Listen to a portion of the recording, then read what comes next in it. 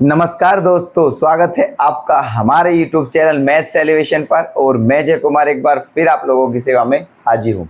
तो कैसे हो आप लोग? उम्मीद करता हूँ शानदार होंगे, सभी बहुत ही प्रसन्न होंगे दोस्तों, और अपनी अपनी स्टडी कंप्लीट कर चुके होंगे और अपनी प्रैक्टिस कर रहे होंगे दोस्तों। ठीक है, तो हम आज आपके लिए दोस्तों जो हमारा एक पेपर करा रहे थे, हम पेपर का सॉल्यूशन कौन सा 23 अगस्त की फर्स्ट शिफ्ट का मैथ का सॉल्यूशन चल रहा है हमारा। तो उसके हमने लगभग सारे ही क्वेश्चन करा दिए हैं। उसके 2 पार्ट बनाए थे, लेकिन फिर भी उसमें है ना 5-6 क्वेश्चन बच रहे हैं दोस्तों। ठीक है, तो इसलिए हम ये पार्ट हमें लेकर के आए हैं, जो तीसरा पार्ट है मतलब ये। ठीक है, इसमें जो है उस पेपर को कंप्लीट करते हैं पहले हम, फिर चलते हैं आगे की तरफ। ओके क्योंकि एक तो इस सेट में क्वेश्चन ज़्यादा हैं दोस्तों मैथ के, है ना। और दूसरी बात, सबसे बड़ी बात तो ये है कि अगर हम इन सभी क्वेश्चंस को एक ही वीडियो में कराते तो वीडियो थोड़ी लेंथी हो जाती दोस्तों, है ना। क्योंकि आप भी जानते हो क्वेश्चन करना और करवाने में बहुत अंतर है। करने में तो कोई दिक्कत नहीं है, क्योंकि क्वेश्चन करना है, किसी को समझाना नहीं, कुछ नहीं करना है। ठीक है, सेकंडों में आंसर लाएं और बात खत्म। ठीक है, लेकिन जब करना करके समझाना पड़ता है ध्यान से, तो समय लगता है ना। तो वीडियो लेंथी पहुंच जाती है, और लेंथी वीडियो है ना, ज़्यादातर बहुत बच्चे ऐसे हैं जिन्हें पसंद नहीं आती है, वो नहीं देख पाते हैं लेंथी वीडियो। इसीलिए हमने सोचा इसके 2 पार्ट कर लेते हैं, कोई दिक्कत नहीं है। ठीक है, छोटे छोटे हो जाएंगे और मतलब कंप्लीट भी हो जाएगा मैथ, है ना। तो ये सोच करके हम इसके 2 पार्ट बनाए थे, लेकिन फिर कल कुछ क्वेश्चंस बच गए हैं, 6-7 5-6 क्वेश्चन है दोस्तों। ठीक है, तो हम उन्हें कल भी करा देते, लेकिन फिर कल वाली वीडियो थोड़ी और लेंथ थी। हम नहीं चाहते बिल्कुल कि आधे घंटे से ज़्यादा वीडियो हो। ठीक है, इसलिए हमने, है ना, इसके जो क्वेश्चन बचे हुए हैं आज थर्ड पार्ट में आपके सामने लेकर के आए हैं। ओके तो चलते हैं आज के अपने नए सेशन की तरफ। बिना टाइम गवाए दोस्तों अपना साथ बनाए रखिएगा, अपना प्यार और सपोर्ट बनाए रखिएगा दोस्तों, और हमें मोटिवेट करते रहें, हमारा उत्साहवर्धन करते रहें दोस्तों, ताकि हमारी जो मेहनत है, हमारी जो मेहनत है, हम उसे और अधिक बढ़ा सकें दोस्तों, और अधिक से अधिक मेहनत आप लोगों के साथ कर सकें। ओके तो चलते हैं दोस्तों, आ जाइए मैदान में। और रोज़ रोज़ कह रहे हैं हम इस बात को, सभी मॉक जितने भी पेपर हैं सबका एनालाइज करके तभी जाएं एग्ज़ाम में। ठीक है, और बढ़िया तरीके से एग्ज़ाम करें, है ना। चलिए, तो आज 29 तारीख हो चुकी है और कल फिर एग्ज़ाम है 30 तारीख में कुछ बच्चों का। ठीक है, तो जिनका कल एग्ज़ाम है उनके लिए हमारी तरफ से बेस्ट ऑफ लक। ठीक है, और हमारी तरफ से बहुत ही शुभकामनाएं, और ईश्वर से प्रार्थना करेंगे कि आपका एग्ज़ाम बहुत ही अच्छा जाए और आपका इस बार सिलेक्शन हो जाए दोस्तों। ठीक है, तो आ जाइएगा, चलते हैं क्वेश्चन नंबर आज का क्वेश्चन नंबर 38। ठीक है, जो मैथ के क्वेश्चन है, आपका मैथ का सॉल्यूशन चल रहा है, ये आप बहुत ही भली बात ही जानते हैं, है ना। जितने भी मैथ के क्वेश्चन है सारे कराए जा रहे हैं आपको, 1-1 क्वेश्चन, सिंगल क्वेश्चन भी। ठीक है, कोई ज़्यादा ईजी कोई वैसा है तो उसे हम छोड़ भी देते हैं, और अदरवाइज तो वैसे सारे ही करा रहे हैं लगभग। ओके चलिए अब देखना दोस्तों कैसे होगा ये क्वेश्चन। देखो ध्यान से देखना, क्वेश्चन की लैंग्वेज पढ़ो दोस्तों ध्यान से, उसका मीनिंग निकालो, उसे समझो लैंग्वेज को, फिर क्वेश्चन करो। देखो क्या दिया है वो, चावल के प्रति किलोग्राम मूल्य में 25% की वृद्धि हो जाती है, और ऐसा होने से एक व्यक्ति 1200 रुपये में 6 किलोग्राम चावल कम खरीद पाता है। क्योंकि मूल्य बढ़ गया है तो 1200 रुपये में 6 किलोग्राम चावल कम खरीद पाता है। तो बताइए चावलों का प्रारंभिक प्रति किलोग्राम मूल्य क्या था। ओके चलिए देखो कितने की वृद्धि हो चुकी है दोस्तों, 50% की वृद्धि हो चुकी है, 25% की वृद्धि हो चुकी है। ठीक है, तो इसका मतलब कितना हो चुका है, 125%। ठीक है, तो 5 से कितनी बार, नहीं 25 से कितनी बार, 4 बार, और 25 से कितनी बार, 5 बार। ओके है ना। चलिए अब जो हमारा प्रारंभिक मूल्य है, प्रारंभिक मूल्य वो क्या है, 4x, है ना। और हमारा अब नया मूल्य क्या है, नया मूल्य 5x। ठीक है ये है।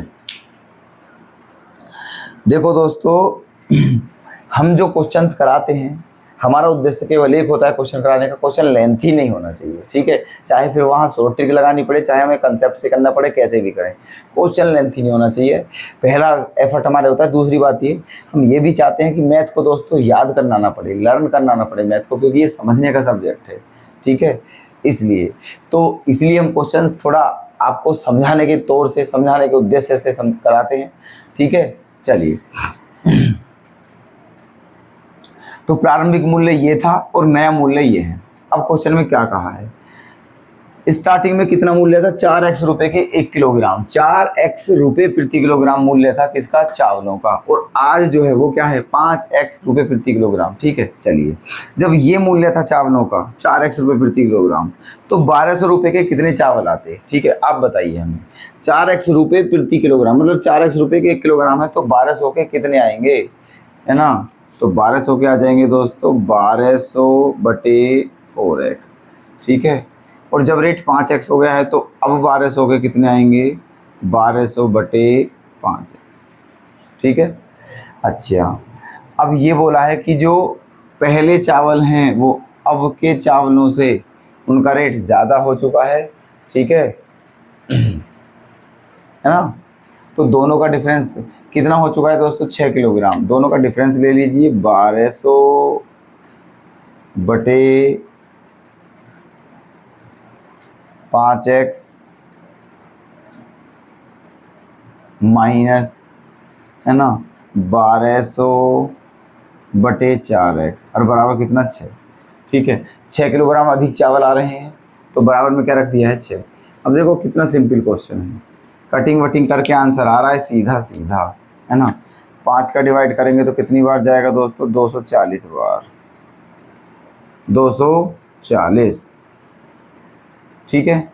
और यहाँ 4 से डिवाइड करेंगे तो कितना जाएगा, 300 बार, ठीक है। अब क्या बचा दोस्तों, 240 बटे x माइनस 300 बटे x, है ना। अब 240 और 300 के बीच का डिफरेंस क्या है दोस्तों, 60, और नीचे क्या आ गया है x, और बराबर में क्या है, 6। 6 से कितनी बार, 10 बार। इसकी मतलब ये आ गया है ना। ये था दोस्तों, ऐसे करना था, है ना। कुछ नहीं है, ये लाइन आपको लिखने की बिल्कुल आवश्यकता नहीं थी, बस ये लाइन लिखते हो डायरेक्ट आंसर आ जाता, ठीक है, ओके। लेकिन हमें आपको थोड़ा खोलकर थोड़ा अच्छे से समझाना पड़ता है ना। अदरवाइज तो बिल्कुल एक लाइन में ही हो जाते हैं ये क्वेश्चन, कोई ज़्यादा बड़ी बात नहीं है, ठीक है। चलिए, समझ आ गया है वैसे आपके क्वेश्चन ये, ठीक है। तो चलते हैं आगे अगले क्वेश्चन पर। देखो, बहुत अच्छा क्वेश्चन है, इंपॉर्टेंट है, शायद कल भी कराया था ऐसा। यदि 3 क्रमागत सम संख्याओं का औसत नहीं योग, ठीक है, क्या दिया हुआ है, योग। यदि 3 क्रमागत सम संख्याओं का योग 78 है, तो दूसरी सबसे बड़ी संख्या क्या होगी, ठीक है।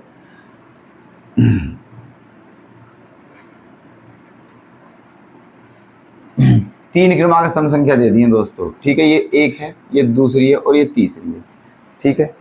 कल भी कराया था इस टाइप का क्वेश्चन, तो लेकिन वहाँ क्या था, वहाँ इनका औसत दिया था, क्या दिया था, औसत। लेकिन यहाँ जो दिया हुआ है, यहाँ तीनों संख्याएं जो हैं ये, इनका क्या दिया हुआ है, HCF दिया है, HCF, है ना। अच्छा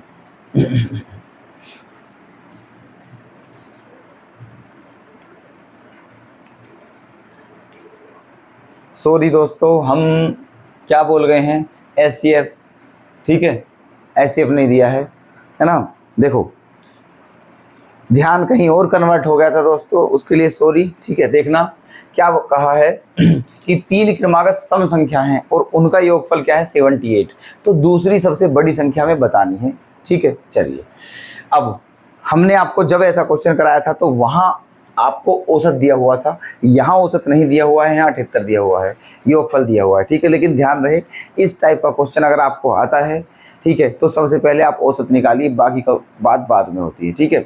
तो अब 3 संख्याएं हैं, है ना, और उनका योगफल 78 है, तो उनका औसत क्या हो जाएगा, 3 का डिवाइड करिए, ठीक है।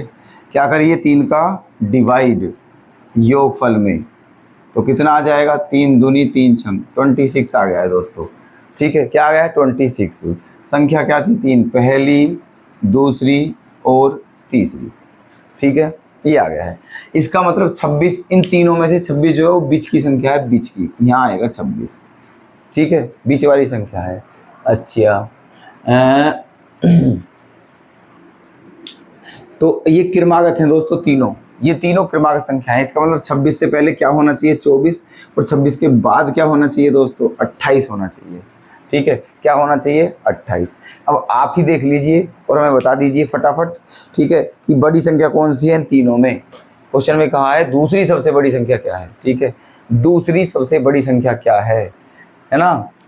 पहली सबसे बड़ी संख्या क्या है दोस्तों 28, और 28 के बाद दूसरी सबसे बड़ी संख्या क्या है 26, है ना। तो हमारा आंसर क्या है दोस्तों 26 है, 28 नहीं है, ठीक है। तो ऑप्शन ए क्या हो जाएगा करेक्ट, क्लियर। और यहाँ कौन सा ऑप्शन हो गया था दोस्तों हमारा अभी तो ये क्वेश्चन कंप्लीट नहीं हुआ है ना, बीच में छोड़ दिया है थोड़ा। यहाँ x का मान आया था 10 दोस्तों, किसका मान आया था x का। बताना क्या था हमें, देखो क्वेश्चन में चावल का प्रारंभिक प्रति किलोग्राम मूल्य क्या होगा, तो प्रारंभिक प्रति किलोग्राम मूल्य कितना था 4x, तो 4x की वैल्यू बतानी है हमें, तो 4 गुना और x का मान क्या है 10, तो 10 चौक क्या हो गया है 40, है ना, 10 चौक क्या हो गया है 40 हो गया है ना। इसका मतलब चाय का प्रारंभिक मूल्य 40 रुपये प्रति किलोग्राम था। तो इसका आंसर कौन सा आ जाएगा दोस्तों, ऑप्शन डी हो जाएगा करेक्ट, ठीक है। और उस क्वेश्चन का आंसर क्या था 26। ओके, क्लियर है। तो उम्मीद करता हूँ ये दोनों क्वेश्चन आपके बहुत अच्छे से समझ चुके होंगे, ठीक है। ऐसे होते हैं इस टाइप से क्वेश्चन, ओके। तो नोट जरूर कर लेना दोस्तों, ओके। चलते हैं नेक्स्ट क्वेश्चन नंबर 35।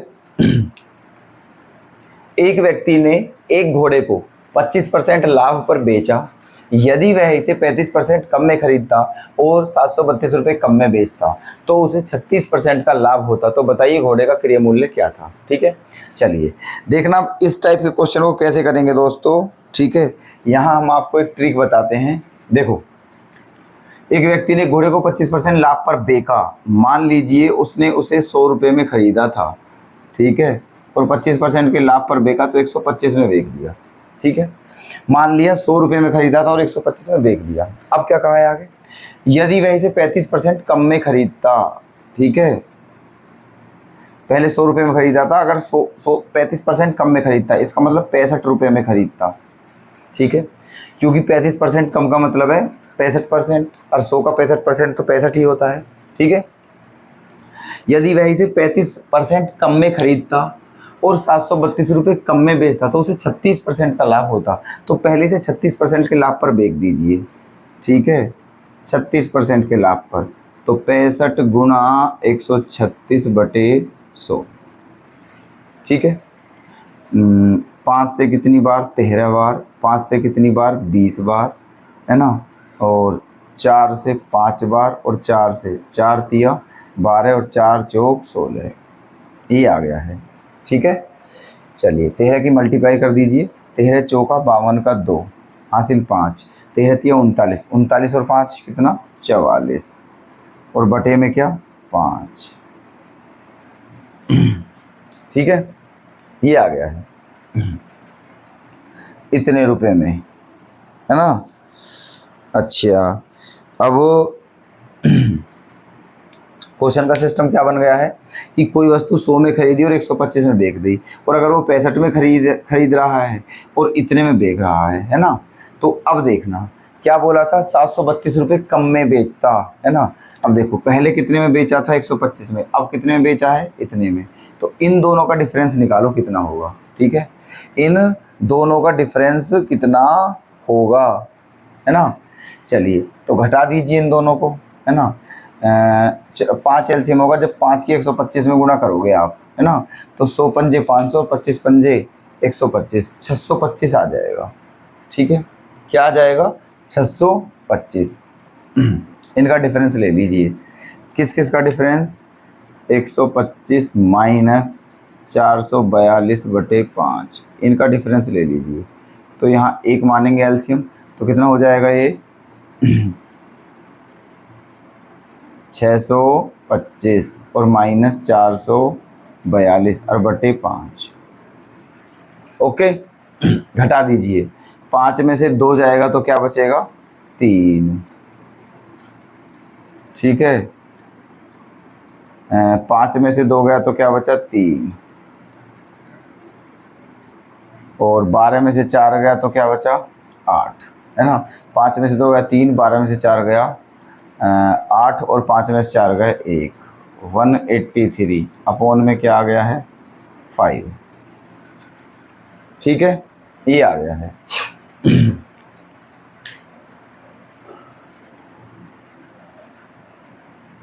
ठीक है, 183 अपॉन 5, इतने रुपए का डिफरेंस आ रहा है इन दोनों के बीच में, है ना।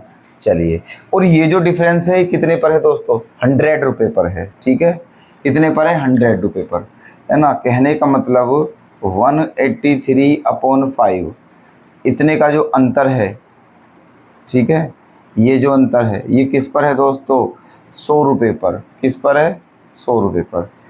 और इसने क्या कहा था, 732 कम में, है ना। तो 732 का अंतर बताना है हमें, 732 का अंतर। तो क्या हो जाएगा, 100 इंटू 732 और बटे में क्या, 183 अपॉन 5, और 5 घूमकर कहाँ जाएगा, ऊपर। ठीक है, ये आ गया है। ओके, चलिए अब क्या करना है, ये इतने रुपए का जो अंतर था ये 100 रुपये पर था, तो 732 का अंतर कितने रुपए पर होगा ये बताना है बस हमें, क्योंकि 732 दिया था ना। अब 183 से 4 बार कटेगा दोस्तों, 183 4 जो होते हैं वो होते हैं कितने हमारे, है ना, 732 ही होते हैं, क्योंकि 4 तिया 12, 1 4 8 32, 3 4 1 4 3 7, है ना। अभी आ गया है। अब देखो क्या क्या बचा है, 100 4 और 5, तीनों की मल्टीप्लाई करनी है, 5 चौक 20 और 20 की 100 में करेंगे तो क्या आ जाएगा, 2000। ठीक है, क्या आ जाएगा, 2000। इसका मतलब घोड़े का क्रय मूल्य जो था वो कितना था दोस्तों, 2000।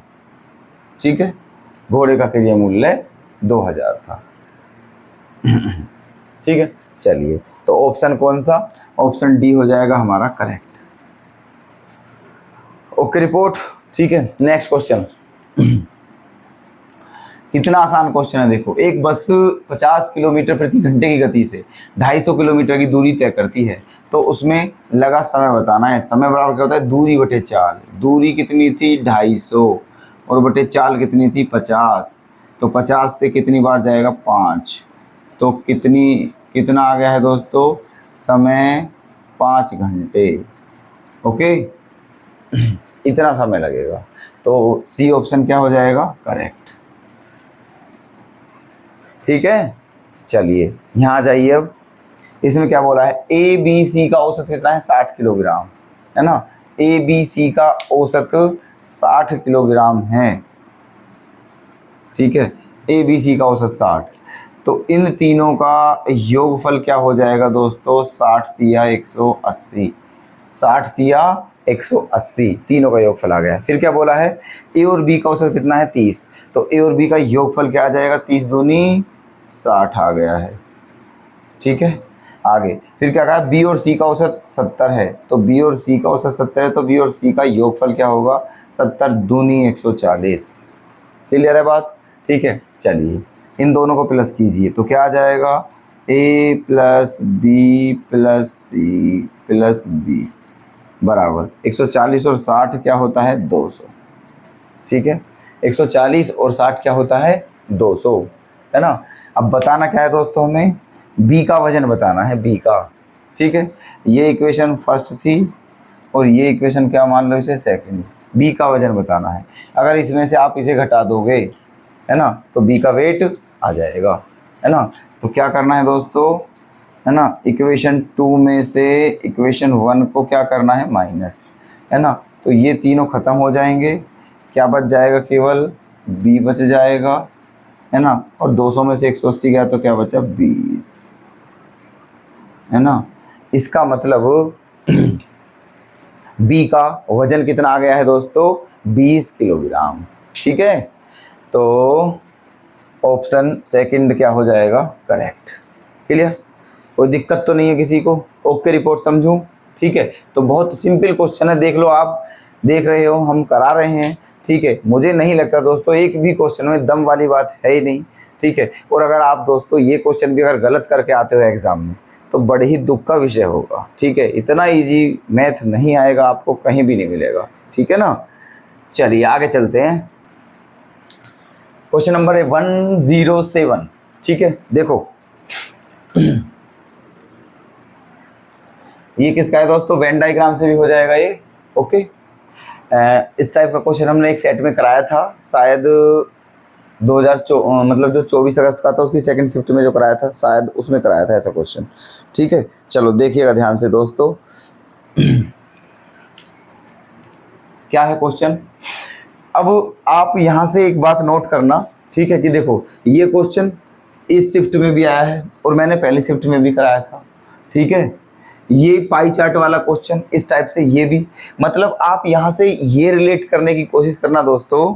ठीक है, कि हर सेट में किस टाइप के क्वेश्चन पूछे जा रहे हैं, फिर आप उस चैप्टर को अच्छे से प्रिपेयर करके जाना, क्योंकि उसमें से उस चैप्टर में से क्वेश्चन आएंगे ही आएंगे, बस ये समझ लेना। ठीक है, तो पेपर प्रीवियस करने की यही तो दोस्तों वो होती है, मतलब जो बेनिफिट होता है वो यही तो होता है।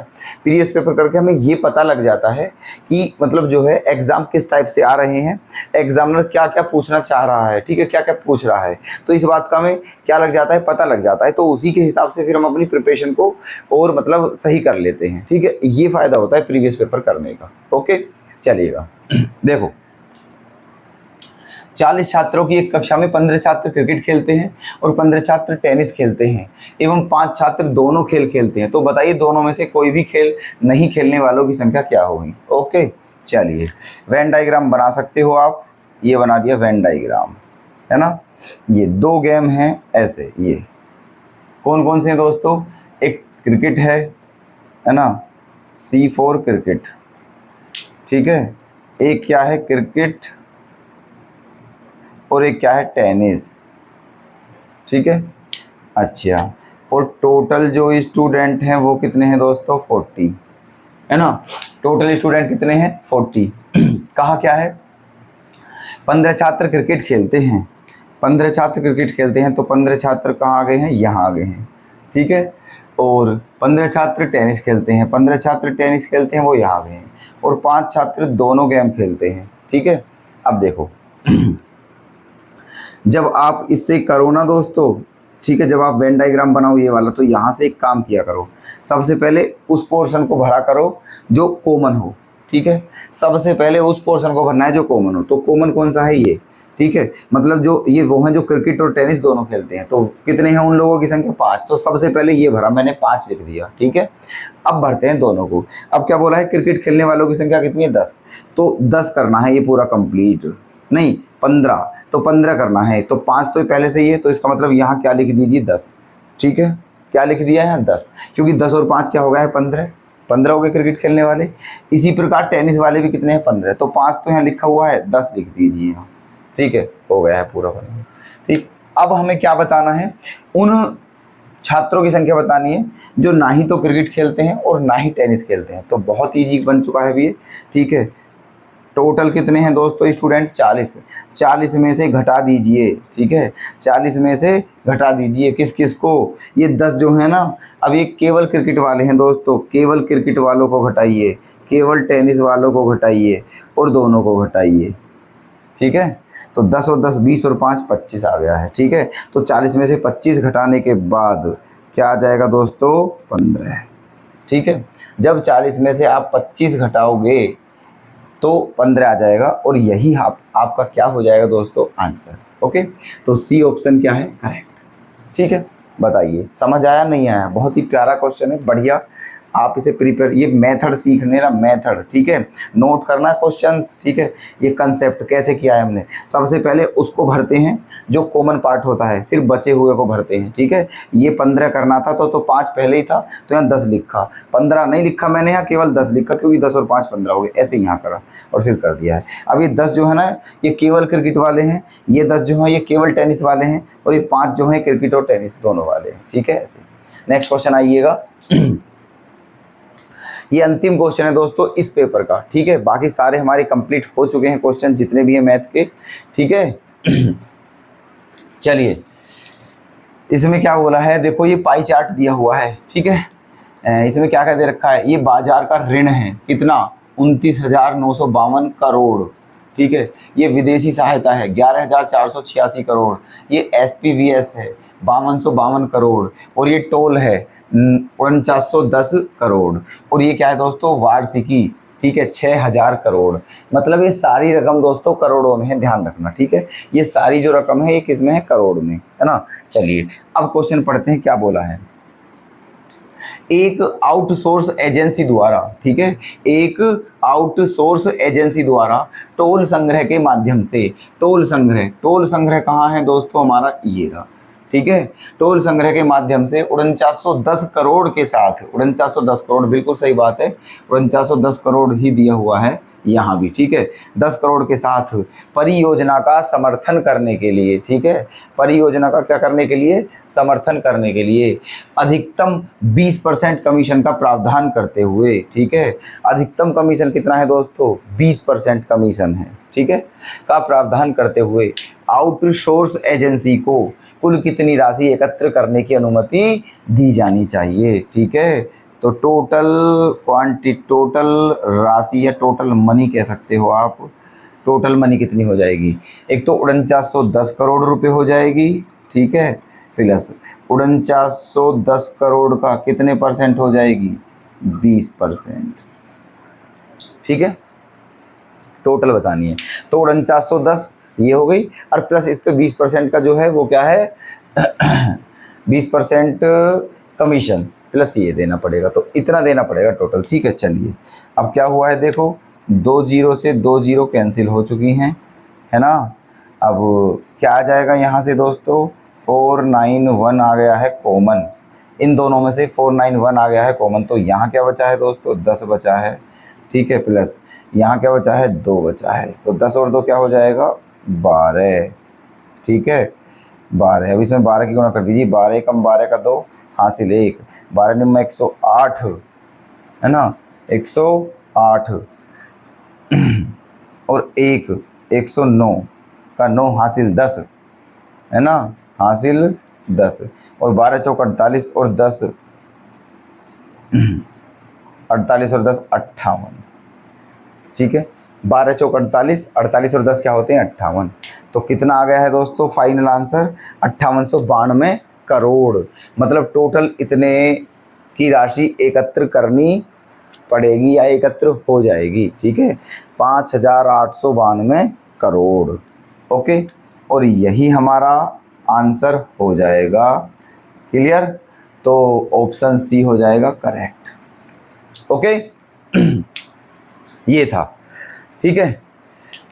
तो उम्मीद करता हूं दोस्तों जो क्वेश्चन भी हमने आपको आज समझाए हैं, ठीक है, वो सभी आपके बहुत अच्छे समझ में आए होंगे, ठीक है। तो अब ये पेपर पूरी तरह से कंप्लीट हो चुका है, 3 पार्ट हो चुके हैं इस पेपर के, ठीक है। जो 23 अगस्त को फर्स्ट शिफ्ट का एग्ज़ाम हुआ था, ये उसका हमने सॉल्यूशन कराया है मैथ का, इसके 3 पार्ट हो चुके हैं, क्योंकि इसमें लगभग दोस्तों 30-32 क्वेश्चन मैथ के दिए हुए थे, ठीक है। अब आप जानते हो, ठीक है, कि 3 पार्ट तो बनने जायज़ ही थे, है ना, ताकि वीडियो लेंथी ना हो, इस बात को ध्यान में रखते हुए, ओके। ठीक है, चलो वो छोड़ो, आप पार्ट कितने उससे कोई फ़र्क नहीं पड़ रहा, ठीक है। बस ये है कि आपको इन सभी क्वेश्चंस की प्रैक्टिस करनी है ज़रूर, समझ लेना दोस्तों, ठीक है। आप देख लेना एग्ज़ाम में, आपको बहुत ही बेनिफिट मिलेगा अगर आप इन सभी एग्ज़ाम को करके जाओगे तो, ओके, ठीक है, चलिएगा।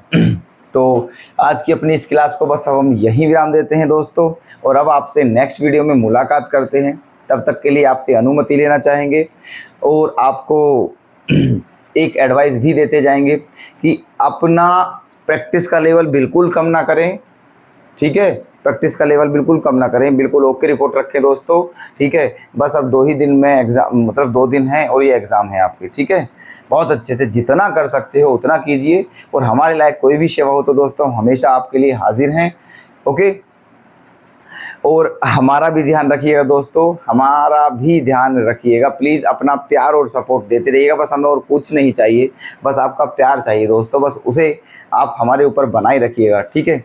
तो ओके दोस्तों, मिलते हैं नेक्स्ट क्लास में, तब तक के लिए धन्यवाद। जय हिंद, जय भारत।